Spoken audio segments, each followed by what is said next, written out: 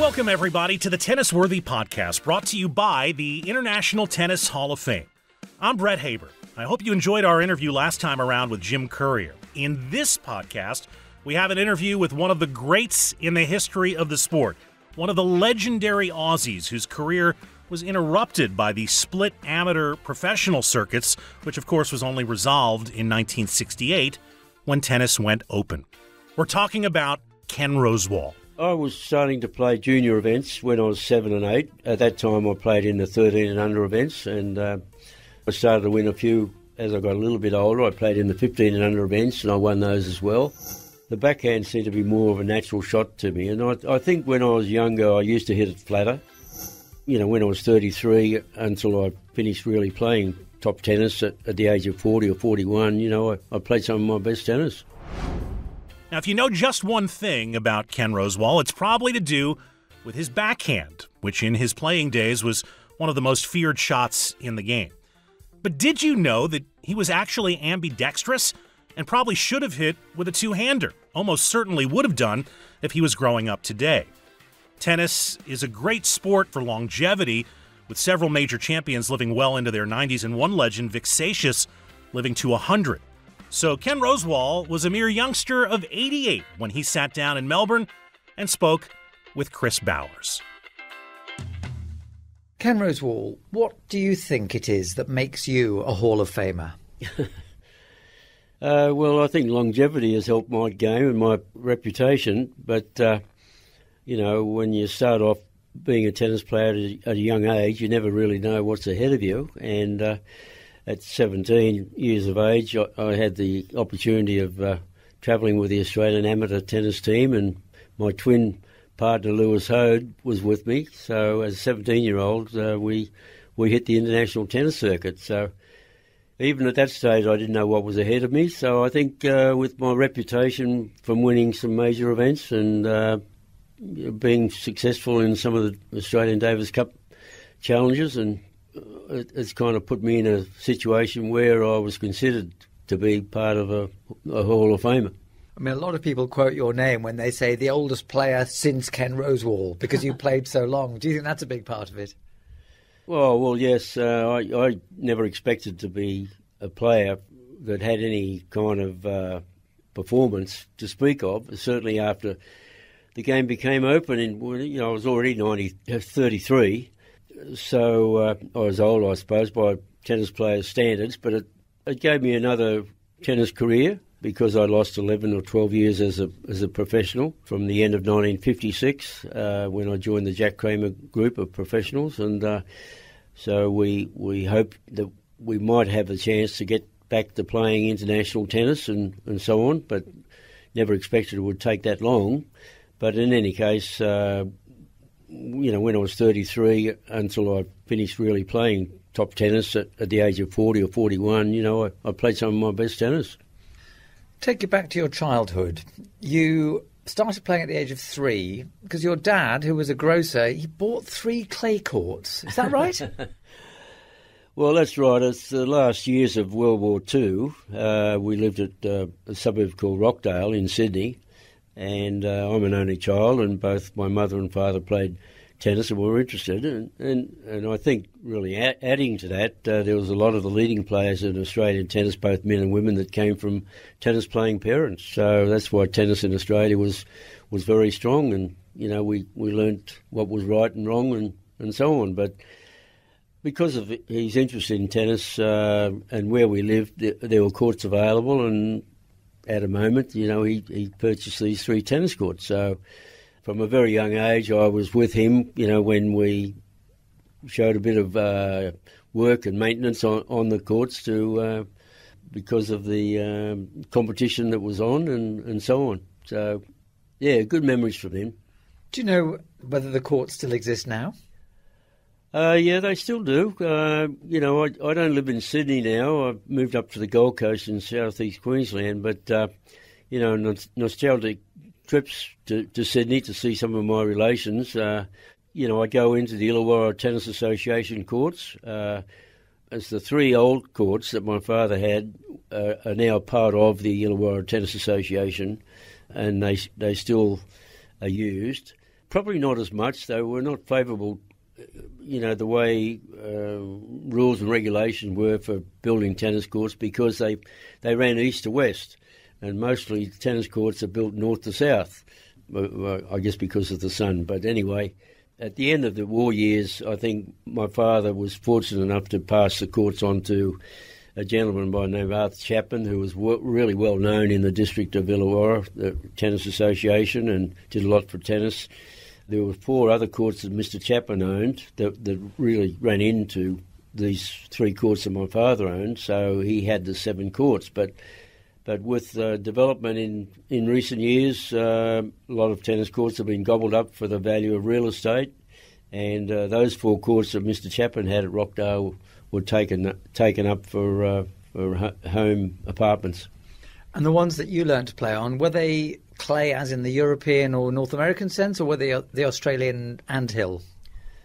No, they were more or less clay courts. I think there were more antbed type courts in Queensland and in the country areas of New South Wales, but in the city we had just typical clay courts, which were fair bit of maintenance, and over a period of time, I think, with the new surfaces coming into popularity, the old clay courts were just too much work, too much, watering and sanding and sweeping and watering and things like that. So as a 3-year-old, could you hold a racket? Well, I don't remember too much about that, but I would say that at that age I was too young to hold a racket one hand, and my father, probably not when I was 3, but when I was a little bit older, he said, well, you better not think of playing 2 hands because it's not a real popular shot, the 2-handed shot in those days. So you better be right-handed player or left-handed player. But you were left-handed, weren't you? Well, left arm throwing motion and 2-handed sports, I play left hand, so I'm a bit ambidextrous. My father was left-handed 2-handed sports too. But he played tennis right hand and kicked the football right foot, and as I did. But if you were to throw something at me, I'd probably stick my left arm and left hand out in front to try to catch it. So did he teach you, did he force you to be a right-hander, or was that your choice? Oh, no, I think it was my choice. He said, well, look, you better decide left hand or right hand, and because I preferred the right-hand shot on the backhand side, swinging the right arm away from the body, I became a right-handed player. So now that the horse is bolted, I probably wish I'd not served left-hand because I would have had a more natural service motion. What about a 2-handed backhand? Because, although 2-handed backhands only came in large numbers in the 70s and 80s, Vivian McGrath did very well in the 1930s with a 2-hander. That's true, and not a lot of people recognise that Australia were the first country to develop 2-handed shots, and Vivian McGrath was a perfect example of a great 2-handed backhand shot. He was an outstanding player as a young person, and of course World War II, destroyed his career. When did you first get the sense that you were good? Well, I was starting to play junior events when I was 7 and 8, and at that time I played in the 13 and under events, and I started to win a few, and as I got a little bit older, I played in the 15 and under events, and I won those as well. So, I thought, well, if I continue to improve, I never know what was ahead of me. And my father was always a kind of bit protective of my career and what people might say about my performance or the way I played, and didn't want me to think that I was going to be too good too soon. But he still encouraged me to play a lot of tennis and to learn what I could while I was practicing or watching other players. Parents of gifted children can never get it totally right, but do you think you got the balance right between encouraging you and not letting you get too ahead of yourself? Oh, yeah. Yeah, well, he learned his tennis from reading old tennis books, and so he could only take me so far, which he first, he admitted to. Because he didn't have the knowledge, for the rest of the game, the way tennis was played in those days. Because, Australia had a lot of leading players, but quite a few were ambidextrous. And our Davis Cup players, and the person that I idolised was John Bromwich, who nearly won Wimbledon in 1948. He was a right-handed server, left-hand forehand, and two-handed backhand, and Jeff Brown was the same thing. So we kind of led the way with ambidextrous type players. But, I think I would have learnt a lot more if I'd been encouraged to, with somebody with professional advice and professional expertise to, tell me other things about serving better or having better technique or things like that. So you're 7 or 8 years old and you're beating these 10, 11, 12-year-olds. Why? What were you doing differently to them? Well, I think my game was built on consistency and control. So I think it was just because I kept the ball in play and I moved fairly quickly for a smaller person. Like, my footwork was pretty good, and that's what my father kind of always talked about, having good footwork and good movement around the court. So I think when I played boys that were a little bit older than I was, I really kind of wore them down with my consistency on the court. How much was having learnt on clay a factor in that? Because most tennis in those days was played on grass, which is a very different surface to the stuff you grew up on. Well, that's right, but I think the clay courts were a good grounding for learning on any type of surface or playing on any kind of surface, because it helped you with your footwork, and if you had to slide, because sometimes the clay courts were quite slippery. Knowing that if I became much better, that I would have to play more on the grass courts. I kind of had that experience at the schoolboys and schoolgirls events that they had yearly at the White City tennis courts in Sydney. I think I enjoyed playing on grass. I mean, the grass courts were very good, and I could still win my matches at that age from playing from the back of the court. I liked to volley, and when I was home, I practiced my volley most times against the wall. So as my game progressed, I became a good volleyer. And were you always fairly short? Were you, in your class, one of the smaller guys? I mean, you ended up as 5'7", 1.70 m? Yeah. Yeah, I think I was always one of the smaller players. I mean, my mother and father were not big people. A bit different from today when you see the giants of players, from the men and the women, are pretty good size too and very powerful. But for me in those early days, I don't think the height made too much of a difference. And, I had quite good experience playing with my father in mixed competition Saturdays and Sundays, playing against other adults.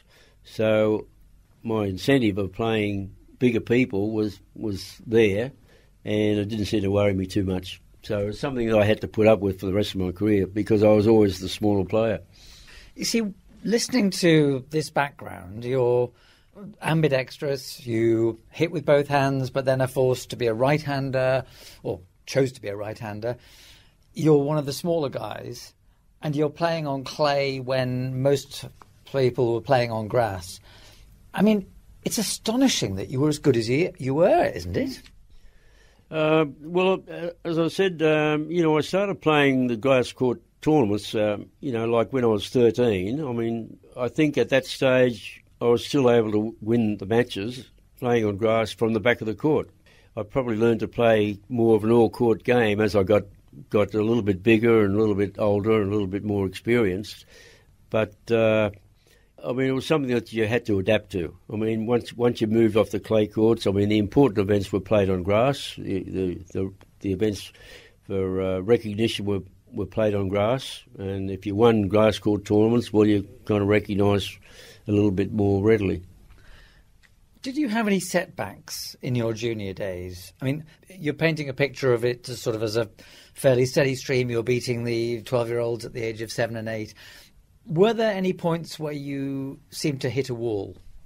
I think when I was smaller, I suffered a little bit with allergies and I had some skin problems. So from time to time, that was pretty upsetting, and certainly upsetting for my parents. And a few times when I was suffering with these problems, I was trying to play and not playing that well, not feeling too good. So that kind of was upsetting for me. But generally speaking, I was very lucky through my whole career, although I've had the skin problem pretty much as a lifetime, and to some degree the allergies as well. I've put up with it, and my career kind of progressed just the same. So I was really happy with it, and from a point of view of injuries, I played all that time on any kind of surface you can think of, and even in my years as a professional, in 12 years when I missed the amateur circuit, or because of me turning professional, we played on all kinds of surfaces. With the old Dunlop Volley tennis shoe, I didn't have any problem. When did you first get to know Lew Hoad? Because even at the age of 12, you were playing exhibition matches before Davis Cup ties, weren't you? Oh, Lew and I first met when Jack Kramer and Ted Schroeder with the other American players came to Australia for the 1946 Davis Cup final, because Australia had won the Davis Cup against America in 1939 when World War II broke out, and so we had the Davis Cup trophy in Australia for all of those years. So Jack and Ted Schroeder, they played some exhibition matches after they won the Davis Cup at the end of 1946. One was at the Illawarra Tennis Association courts where I learned my tennis, and Lew and I were asked to play the opening little match. We were 11 years of age at that stage. So that was the first time Lew and I had met, and the first time that Lew and I had played against each other. Quite an experience, and that was the start of a good relationship and good doubles pairing over the years. I mean, you were thought of as the twins, weren't you? Because you were very much the same age, and your careers followed each other. You were sort of 1 and 2 in the world during your amateur years. Well, pretty much so, yes. Yeah, I'm just 3 weeks older than Lew. Lew, unfortunately, had passed on much too early. But yeah, we travelled and played with and against each other quite a bit. So we had some good times together, and we travelled together, with Harry Hopman in the Davis Cup team overseas that 1 year when we won the Cup back from America in 1955. And then I went into professional ranks, and Lew came in with Jack Kramer's group, just a few months later. What did you learn from Harry Hopman? Because he was a strict taskmaster, and because of the nature of amateur and professional circuits, he generally had the young men before they turned professional. Yeah. What was it like, and what did you pick up from him? Well, Harry was a very good operator, and I think it was good to be with him because he was a father image to a lot of the younger players. Lew and I were only 17 when we first came in contact as a team, but we knew Mr. Hopman before that, and he knew of our ability, and so he might have helped us be part of the Australian team as 17-year-olds, which was a bit unusual. But on the other hand, Roy Emerson and Ashley Cooper travelled early at a young age, and Neil Fraser as well. But, Harry wanted to make sure that everybody behaved themselves well. As I say, a good father image. So we learned a lot from him as far as behaviour, and both on and off the court, and, table manners. You taught table manners as part of being a good tennis player? Well, I don't know. I think it helps. It kind of comes from really the parents to begin with, and I think being an only child is sometimes you might get a bit spoilt over different things. But my father and mother, started me off on the right track, and certainly as far as tennis on and off the court, they were kind of fairly strict in reference to behaviour and so on. And Harry was the same, so that was good. I felt that Harry was really an advantage to Australian tennis. He didn't help me as much from a technical point of view, but maybe that wasn't his expertise. He was a very good player himself in the early days.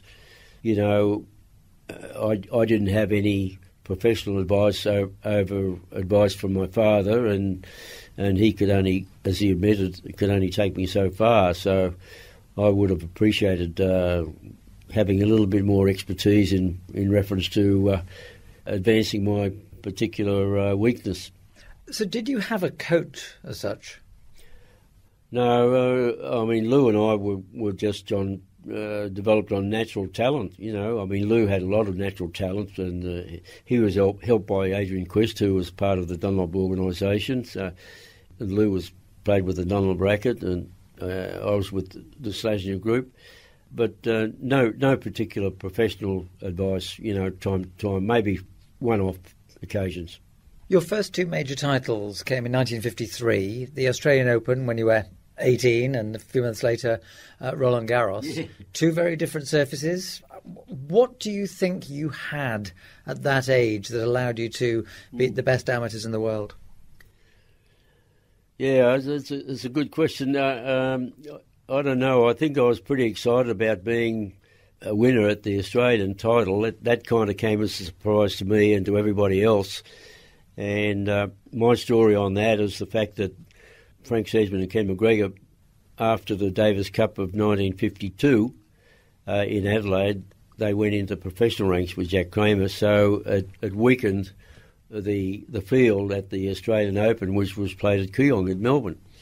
And I thought both Lew and I were playing reasonable because we'd done a lot of practice with Sedgman and McGregor as members of the Davis Cup squad. So we were just hopeful we'd play well in the Australian title. I just don't remember who Lew lost to, but I know I beat an American player named Straight Clark, and then I beat Vexatious in the semi-final, and I played our Australian player Mervyn Rose in the final.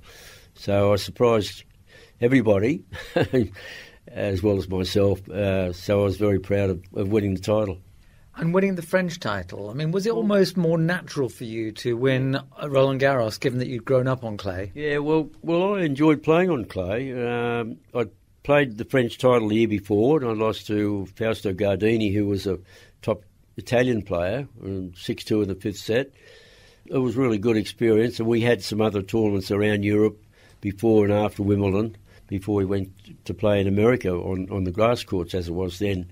But the clay courts I always enjoyed playing on. So, you know, I mean, I only played in the French title 5 times, and I won it twice and lost in the final one other time to Rod Laver. The 2 Wimbledon finals you played, 54 against Jaroslav Drobny, you lost that one, and 56 against Lew Hoad. What do you remember about playing Drobny? Because he was the kind of emotional, sentimental favourite that you became later. Yeah, that's perfectly true. Well, I'd seen Drob play when he came to Australia, and I knew he was a good player, and I'd seen his match with Frank Sedgman in the final of 1952 at Wimbledon. But the only thing I was disappointed with is that Harry didn't give me some special advice when I played Drob, because by that time, you know, at 19, I was beginning to be more conscious that I needed to go to the net a little bit more on the volley, because I had a good volley, and rely on my ground shots to play to Drobny's weakness, which was his backhand, you know, left-handed backhand. And I saw that in, some of his other matches, but I wasn't really encouraged as much as I was hoped. I suppose, being in the final for the first time was a bit nerve-wracking, and Drob was more experienced, being 11 years older than I am. So it was quite something. But, after what he'd been through in his tennis career and political situation, it was good to see him win. Did you feel that at the time? I mean, it's hard for people to say that these days. I remember there's the footage of you tossing your racket up as you ran to the net to shake hands with him. Yeah. Was it just a different culture about losing with dignity, or were you genuinely happy for him? Oh, well, I suppose when you put it that way, I was losing with dignity. Win or lose, you've got to, behave properly. I suppose deep down I was happy that he won, but and won the title, because he was coming to the end of his career and so on. So I had encouragement because I did well. Unfortunately, my Wimbledon career was a little bit topsy-turvy with some good wins and some good losses. Tell me about your backhand, because for most of your career, people raved about the Rosewall backhand, and yet it's not a conventional shot, is it? It's neither a topspin nor a slice. Yeah. How did that evolve, and when did you become aware it was good? Well, I think I did things better on my left side. I always seemed to have good footwork and good eyesight on my left side, but much better than on my right side, on the forehand side. So the backhand seemed to be more of a natural shot to me. And I think when I was younger, I used to hit it flatter. So that was easy for me. And as I got older, well, I got a bit more conservative, but I could certainly, hit it flat when the time came, in the right time of the match for trying for a passing shot or whatever. But I had good control over the backhand most times, and with the predominantly natural grips in that day and age of tennis, I didn't have too much of a change between the forehand and the backhand grip or the serve. So it all came pretty natural to me. It's a bit different from watching some of the leading players of today. That's so different with a higher bouncing ball and the really exaggerated grips on the forehand. Have you ever tried to teach your backhand to anybody? Not really. Some people will ask me. I think people at social play and maybe beginning players in the tournament circuit, they might say, well, what do you think I should do on my backhand? And I think I might not do it, but I think that a lot of people, from a technical point of view, made their backhand more difficult because they had too high a backlift on their backswing. So I always said to people, try to keep the arm closer to the hip on the backswing, which then allows the racket and arm to flow through the ball rather than chop down on it. So that was the halfway house between the slice and a topspin? Yeah, more or less. I didn't have any exaggerated topspin. Lew had a lot of physical strength plus the natural ability, so he had a lot of different shots in his repertoire, and he could play the topspin as well. The topspin became more favourable because also Rod Laver, who came later, he played more with a topspin on the forehand, but as well as on the backhand. But Rod had a good slice backhand as well. Let's go back to 1956, your last year as an amateur. You'd been approached by Jack Kramer, who was the leading promoter of the professional circuit, at the end of 55, and you'd said no to him. Was that because you wanted to give yourself another shot at winning Wimbledon and another US Open, another US Nationals title? Oh, well, I suppose so, but you really didn't know what was ahead of you. I felt that after we won the Davis Cup back in 55, I'd like to, give it another shot at trying to win Wimbledon and so on. But, my father and mother were hard-working parents, and we didn't have much, financial backing. I was employed by Slasner's, but, it wasn't a lot of money. And then I had a job basically because of Mr. Blacklock, who was the managing director of Slasner's and a friend of people who ran the Carnation Milk Company. So I had a small influence and small job with them for that year. So that kind of kept us going. But, my intention was to turn pro if I was good enough and could get an offer from Mr. Kramer. Well, you clearly were good enough, and you got an offer from Jack Kramer.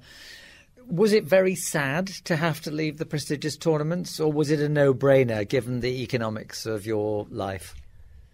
Yeah, I think it was more or less a no-brainer, plus the fact that, I'd just been married in October, so my wife and I were, fortunately she enjoyed tennis. She probably got sick of watching me play, but she did travel a lot with me in the early years, that first year when I was a professional, but I didn't think I'd have much choice about turning professional because Mr. Kramer was keen for me to come in with a group, and I didn't really recognise what I was in for, playing 80 matches or so against Pancho Gonzalez. It was quite some terrorising moments for me, playing him on his favourite surface, indoors and on canvas. That was pretty fast kind of game, which was right up his alley.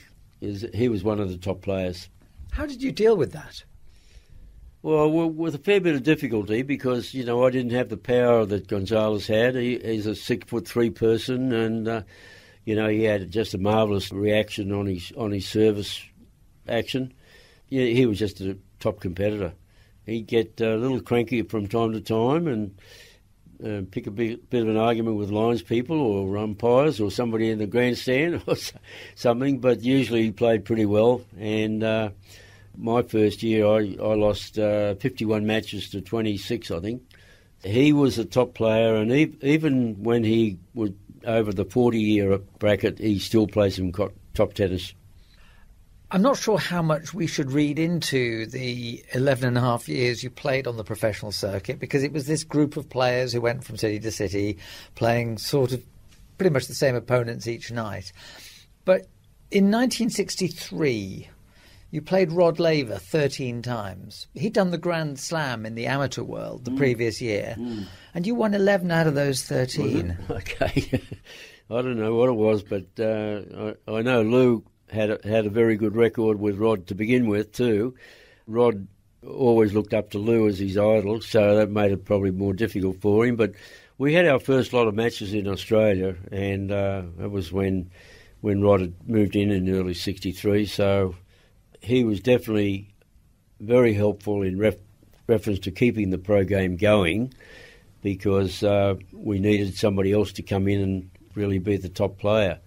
But was there a resentment among the pro players that you were clearly a level above the amateurs, but they were getting all the attention because they were playing all the traditional tournaments like Wimbledon and the US and Australian championships? It wasn't anything that worried us too much, I don't think. We always had a hopeful intention that there would be some move towards open tennis and letting the pros play again, which nearly came in 1960. For various reasons it didn't. But it was a very close vote, yeah, so it could have come in when you were, 26? Yeah, so it would have made a big difference to all of us, yeah. But, for all of us fellows that came into the professional ranks, and some of the guys that did come in were doing okay from an amateur point of view in the so-called under-the-table payments, and it really happened because of the All England Club at Wimbledon, and Herman David, who was the then chairman, decided that they wanted to have an open event at the All England Club. So I think they got support from the English Tennis Association and the French, and finally America and Australia. We were happy when it came in, but we thought that our game was strong, so everybody was in it for the best players to make the most money. And you were the champion in the first Open tournament in Bournemouth in April 1968, and the first Open major at Roland Garros 2 months later. What was the atmosphere like, and what does it mean to you to have been the champion of those two tournaments? Well, it was very encouraging for our group. I mean, the professional circuit was mixed up together with different groups. The WCT was beginning to get formed and start, and then there was a National Tennis League that we were part of. But certainly playing at Bournemouth was an incentive for all of us to do quite well, and there was a few surprises there because it was very slippery clay courts, which once again I enjoyed playing on. So having won the tournament, which didn't have that much money, I don't suppose. And then a month or so later to play in the French, was really encouraging to be able to go back there and play as well as I did. And you were into your 30s by the time tennis went open, so you missed 11 and a half years from your early 20s to your early 30s, which is tough. Do you ever feel resentful about that? Oh, not really. I mean, I made my bed, so I had to lie in it, and, I thought that, as a professional I was going to make my life a little bit more financial secure, and that's what I hoped would happen. And I didn't think I'd play quite as long as I did. My career was extended because of the open tennis, and from that year on, 1968 till probably 1976, I played some of my best tennis. What made you play such good tennis at that stage? Because age was against you, the game was getting more powerful, height was against you? Well, I think it was before all these big changes came into the game. I mean, it was, from my memory, it was late 70s when the bigger rackets started to make an impact, and I think myself, from the game's point of view, that the ITF didn't regulate the size of the head of the racket, and I think that should have been done to keep it at the same size, but let the companies do their product development, whether they develop a graphite racket, wooden racket, metal racket, steel racket, aluminium racket, or whatever, but keep the head of the racket the same size. That would have eliminated these dramatic changes from a technique point of view, even with, this day and age, with so much more power and strength and opportunity for the boys and the girls to work both on and off the court in gymnasium to build up that strength and open up the game. I think really tennis made a big impact when it went back in the Olympics, because there was much more Olympic funding for the so-called world third world countries, and as we see now, I mean, it's a long time since, but we see so many top players coming from almost every country in the world. So are you saying that if you'd been born 20 years later, you might have struggled because there would have been bigger technology that might have offset the skills that you used? Oh, definitely, yeah. I mean, my game with my grips and my technique, wouldn't have stood, and my size, it's so much better. I mean, like, for example, the football rule.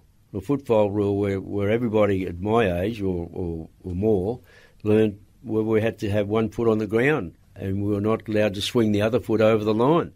So the football rule was very difficult, and I think the International Tennis Federation said, well, okay, we'll wipe all that, so the only way you can football is if you step on the line.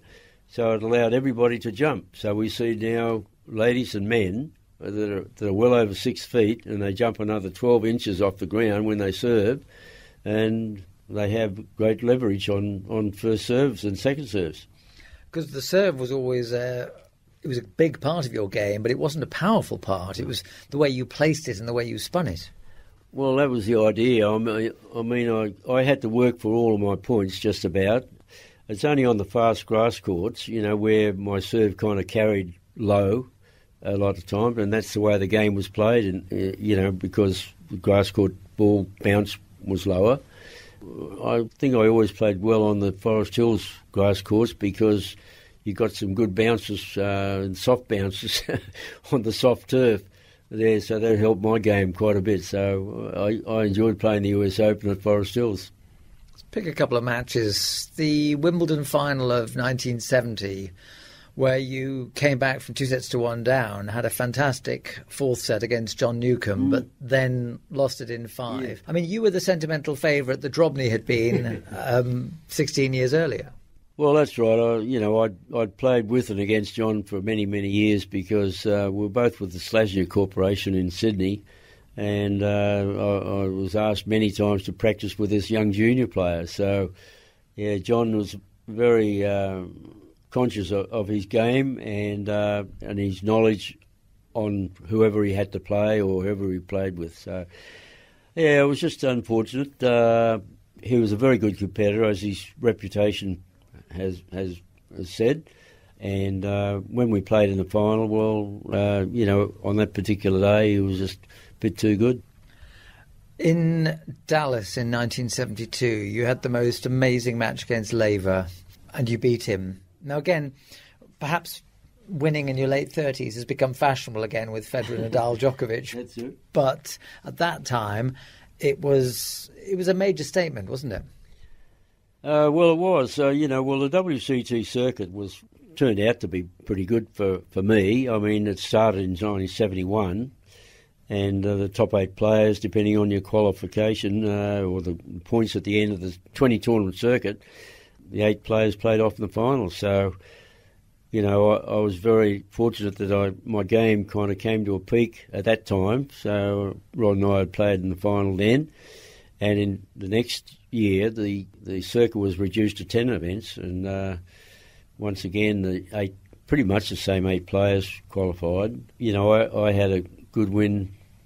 I think I beat Bob Lutz and Arthur Ashe in the quarterfinal and the semi-final, and Rod and I played in the final. So, Oh, something to remember, yeah, because, that particular match, for me, I thought I played much better than Rod all through the match, and his game was a bit up and down. He had his moments when he kind of came back from looking like defeat in the fourth set, which I should have won, I think. But anyway, the fifth set was close, and it was only a flip of the coin as to who won.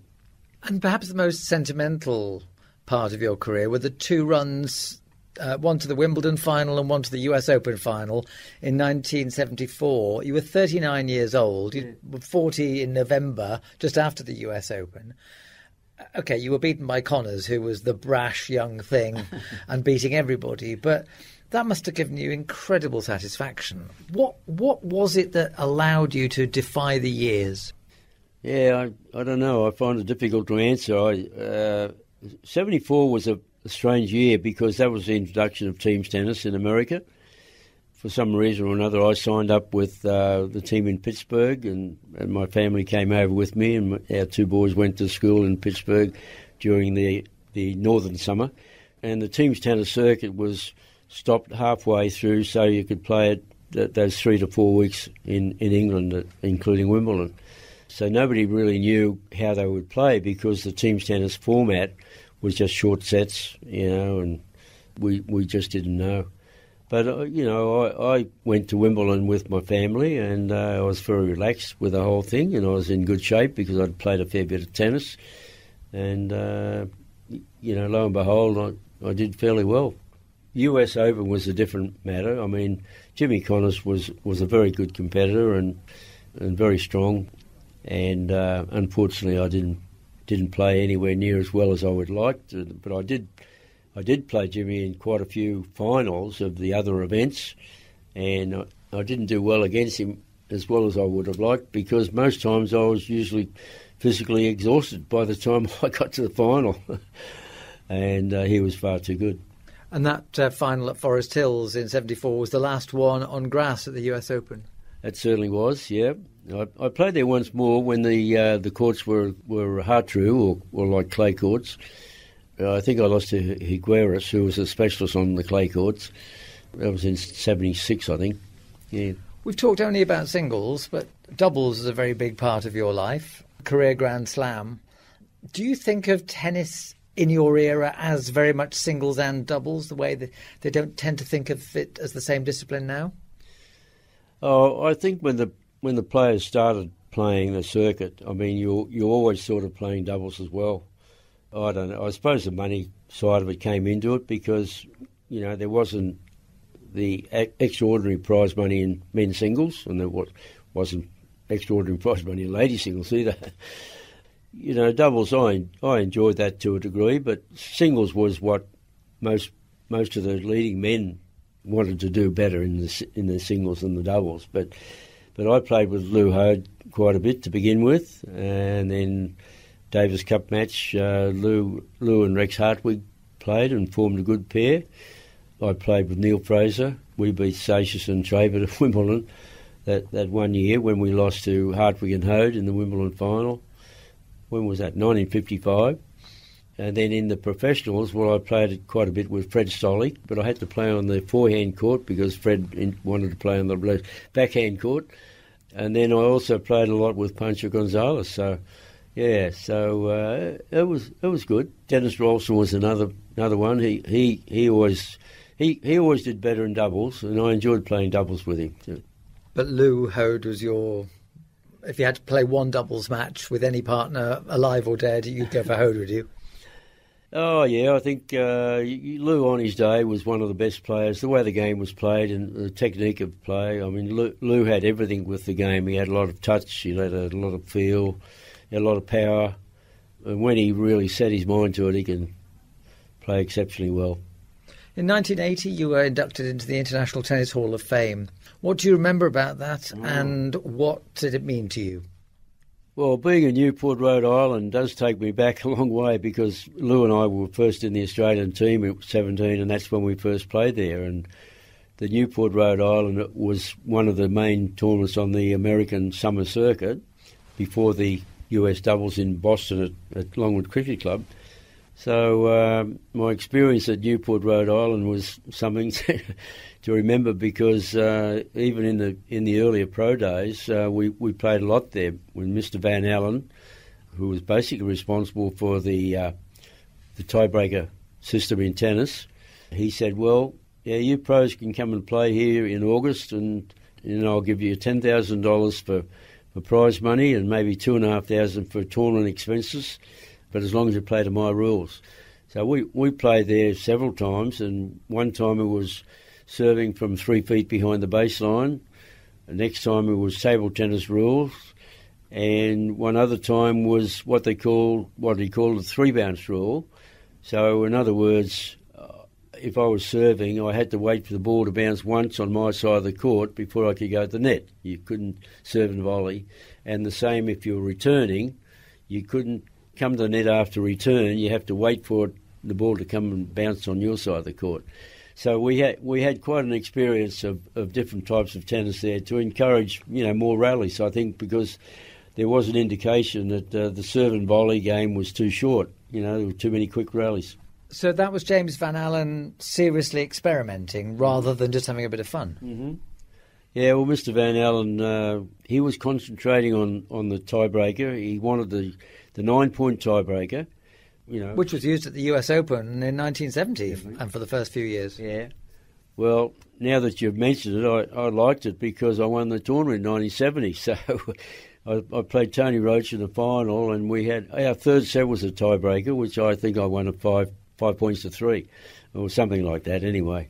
But I think the tennis authorities, they said, well, let's change the tiebreaker, and Mr. Van Allen would maybe not like it, but we're going to have a 2-point advantage, so it's 1st to 7 with the 2-point advantage. And when you say you play table tennis rules, I mean, is that like doubles where each player has to be alternately hitting the ball? No, it was just that, like, we had 5 points, and then the other team would have 5 points to serve. Okay. Yeah.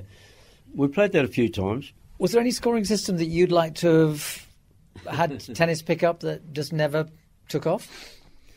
No, I don't think so. I think the other rules that have been introduced or relaxed from the early days have made the tennis a little bit easier for the players. And as I mentioned earlier, the serving has made a big impact, because I don't think anybody recognised that the players would get so powerful and so strong, and help with the equipment and the technology of the synthetic strings help the serve get more powerful. Having played until your mid-40s, you were obviously late into your tennis retirement, but you've had 40-plus years to look back on tennis. What do you say to people who ask you for advice, whether it's young kids or whether it's, say, parents of promising kids? Well, I don't know. I'm not in that situation. It hasn't been approached to me too much. Occasionally I've talked to some young juniors, but, I don't get asked a particular technical question too much, basically because I'm from the old school, which tennis was played in the old school way with the old traditional grips, whereas I don't know much about the game these days except to recognise the ability of all the players, how the technique has allowed them to be more baseline players. Matches have been longer, rallies have been longer. That's the way tennis is, but to some degree, I mean, I don't agree with it, but that's the way the game has gone. Ken Rosewall, thank you very much indeed for sharing your thoughts on your career in tennis. Yeah, all right. Thank you very much. Thanks. The incomparable Ken Rosewall.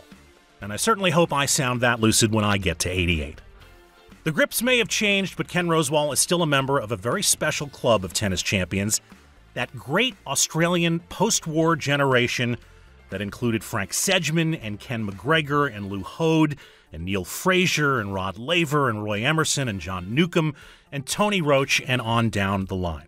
And we have a modern Australian legend next time around, the intensely likable Patrick Rafter.